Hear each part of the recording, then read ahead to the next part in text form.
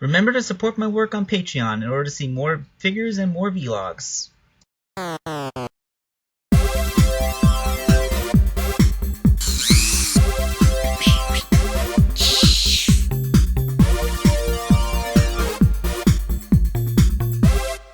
Alright, so let's get on with my next commission. This one's for Tornado the Vulture 22. It is Hydro the Waterhog.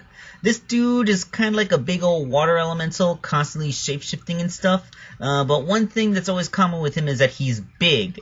That's why the base figure is Storm the Albatross.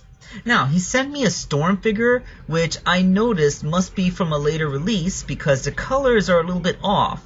It's not as extreme a color change as it was with Wave or even with Jet, but if you look, the second release of the figure which he sent me is on the left. You notice that parts of him that are supposed to be gray are almost black, like his shoes and the repaint job on his feathers. I just found that kind of weird. Like, they're still basically the same colors, but they're in different shades. So let's get down to the mods of how I made him into a water hog, or something like that. So let's start with his torso. Instead of smoothing it out completely, I decided to change all the points that would normally be his feathers into more rounded bits so that they look like drips of water. I also added a pair of spines to his back, you know, because hedgehogs tend to have two spines on their back. But I gave them like a quality of like they're formed from liquid, so they're kind of flowing. That's what that little ripple thing on top is. Giving a nice teal paint job, of course, to make it look like water. I did a similar thing to the arms, adding like those water tendrils and drips that the concept art had. Although I did keep both hands intact. You know, I figure if I just gave him a mass of tentacles for one hand, the lack of symmetry would slowly make it look a little bit unpleasantly jarring. So this guy is a pretty unique situation with his legs. He doesn't really have any. He just kind of has this big column that he's on top of. So I didn't want to use like a ton of epoxy sculpt to replicate this, because I just bought a couple of jars and, you know, it would be a heck of a lot. But I did have some leftover Super Sculpey, which I don't really use to make customs anymore because the epoxy is much more durable. So what I did was I made this big old mass out of Super Sculpey.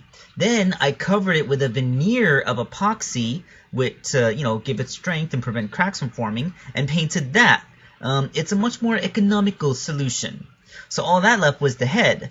I basically just kept Storm's head and formed the face on top of it. You know, his big, you know, the conjoined hedgehog eyes, the big cheeks, a couple of extra spines, and those water tentacle sideburn things. I left Storm's original feathers on the back because that kind of creates the effect of, you know, six spines on the head. And, you know, hedgehogs tend to have 6 spines on the head. So let's put that back on the body and see how it all turns out. So here he is, Hydro the Waterhog, our big old friendly water elemental dude. Yeah, from the front he looks pretty good. I mean, I was given a little bit more carte blanche to mess with the look of the character. As you can see, keeping the 3 feathers actually helps the head integrate with the body more. You know, because the way that the head connects to the shoulders, trying to reform them might make it look a little jarring, or they clip in. You know, leaving the original shape was, I figured, the best here. So yeah, like, we got this big dude made of water. I agonized over how I would make this, because, like I said, I was given more free reign to decide how his design would look. In the end, I think it looks pretty good. I mean, yeah, I never really had to make so much edits to a fan character.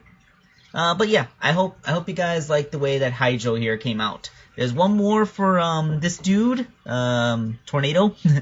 Okay, so I will see you guys next time. I am signing off for now.